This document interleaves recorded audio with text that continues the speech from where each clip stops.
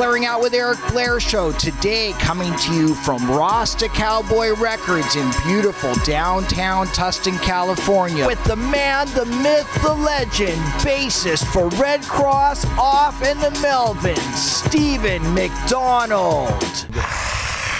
That's the crowd. Lita Ford or Joan Jett? Oh, well, Joan, but I can fall down a Lita Ford YouTube rabbit hole, internet rabbit hole at any given time. So I like them both. Did you ever date Lita Ford? No, I'm a little younger than Lita, but I was just recently down that Lita Ford internet rabbit hole, and I was reminded of seeing Lita Ford in the early '80s when she was leading a three-piece power trio during her first album era, and those were really good shows.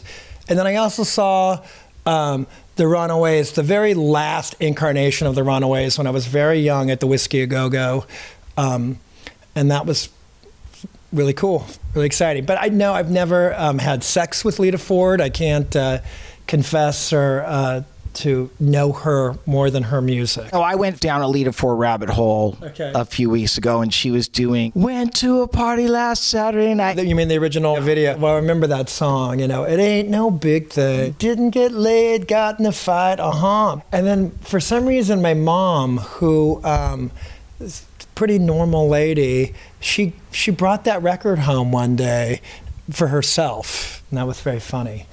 And she was a fan of that song from seeing it on MTV, and that's the other thing that song reminds me of. Janet McDonald. I don't know, maybe she related to those lyrics. I don't know. Desperate Teenage Love Dolls, the movie. So that's a Super 8 film that I am a co-star in. It's not pornographic or anything. That's what it sounds like. It sounds seedy when you say Super 8.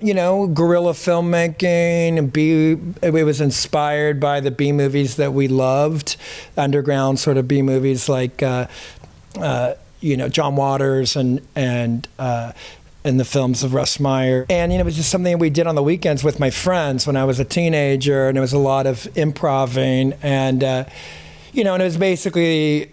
It was kind of inspired by the story of the Runaways and Kim Fowley. And then we took it into our own place as well. And it's just really kind of us regurgitating all of the stuff we loved about popular culture and underground culture.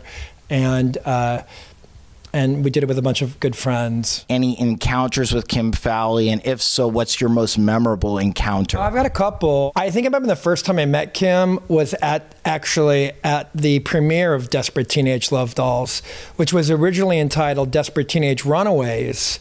And he showed up and he thought that we were ripping off his life story. And he was really pissed off. And he said, I remember one thing he said, if Joan Jett was here right now, she would kick your fucking ass. And then he also said something, maybe he should burn the place down with a blowtorch. That was funny. And then another Kim Fowley story was, I remember Jeff and I were at a seedy Hollywood nightclub called Raji's in the 80s. And a young Axl Rose was the door guy there at the time. Yeah, he was, and it was right around the time that Guns N' Roses were just starting to bubble up in the club scene, and they had maybe sold out a few nights. They maybe sold out a few different dates, not in a row, at the Roxy, and we were kind of like neck and neck actually for a moment there, and Kim introduced us to the door guy, Axl, and I remember we were in the alley at Raji's. And two things I remember. One was we were conversing, Jeff and I were conversing with Kim and Axl. Then all of a sudden, Kim started screaming, "Let it drip! Let it drip, baby!" And I was like, whoa, what's that? And so we turned around, and Kim had seen some wasted-ass drunk girl squatting between two cars and peeing. And that was just his knee-jerk reaction to scream, "Let it drip!" And he's like, "You've got to have an eagle eye to see that." It's like, that was awesome, Kim. And then another thing I remember from that moment, which was Axl had suggested that maybe the two bands should play together, and it was kind of clear, he was insinuating that we would support them, And my brother said, we're not opening for anybody right now. So that was funny how that turned out. And then we used to do some Runaways covers now and again. And I remember one night, this was the late 80s, and we were playing at the John Hanson Ford, which was a pretty cool 1,000-seat outdoor venue in Hollywood. And we had jammed with Cherie Currie. She came out and did American Nights and Cherry Bomb with us. Pat Smear was a go-go dancer for us on a platform behind. And we had this one girl that dressed like mid-60s, shindig TV show, dancing perfectly, like one of those, that kind of style, that Tony Basil mid-60s thing. And then Pat Smear was the other dancer. And then we had Cherie Currie jamming with us. And this comes around to Kim Fowley. And then the next day, I just remember Kim, and this happened a few times. Anytime we play a Runaway song, I still lived with my parents, and Kim called us at my parents' house, and he said, "Heard you played Neon Angels, or maybe Cherry Bomb." And I'm like, "Yeah." He's like, "I've got 3 others just like it, but better." So he was always hawking his songs to us. And then I remember at one point, he actually sent Jeff the manuscript to a rock opera he had written. It was called Roommates, a rock opera called Roommates. I never actually read the manuscript. I don't know if it had like chord charts or anything. I think it was just sort of like a poem or something, but it was thick. And he was trying to hawk that, what he called a rock opera, to us. And then the sad part of that tale is that, Jeff read some of it and it kind of went over his head and he passed. He held on to the manuscript and lost it. So it's sad that we don't have this important piece of history. At one point, we wanted Kim to produce us, but we didn't really have any money.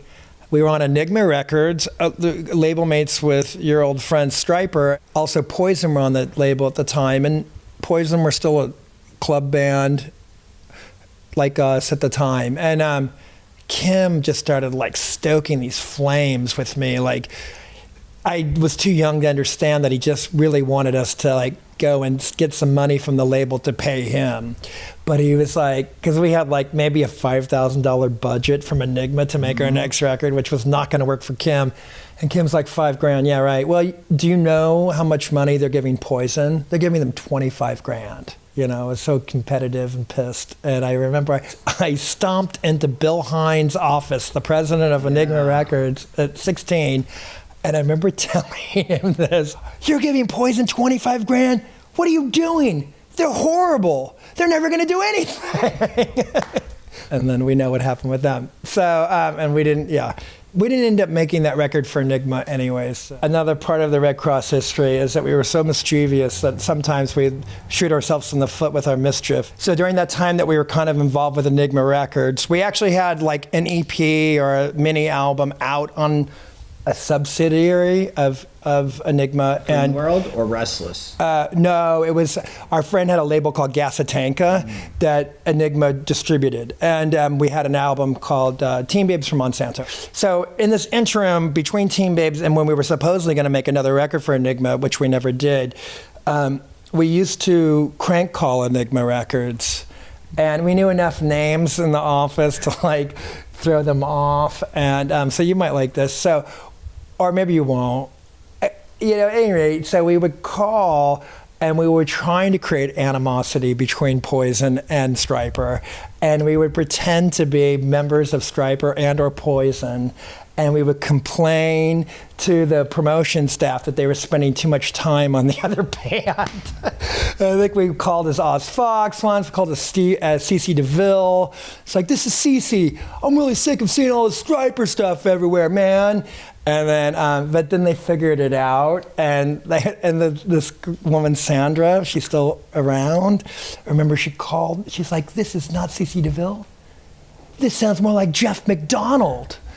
So she nailed my brother. And then I remember we kind of got out of it. We were like, "Oh, our friend is really mischievous," and he got our phone book, and he did it. Our friend Paul Kay, who's now an art history an art history professor at Long Beach State, I think. But anyway, but he was mischievous, but we blamed it on him. And then Sandra was like, I want a written apology to both the Stripe organization and the Poison organization, which we never did. But the plan was to write an apology in ballpoint pen on a tortilla, which is funny. Anyways, it didn't happen, but we didn't end up making another record for them anyways. But I think that we had lost their enthusiasm through our crank calling. The Blaring Out Show.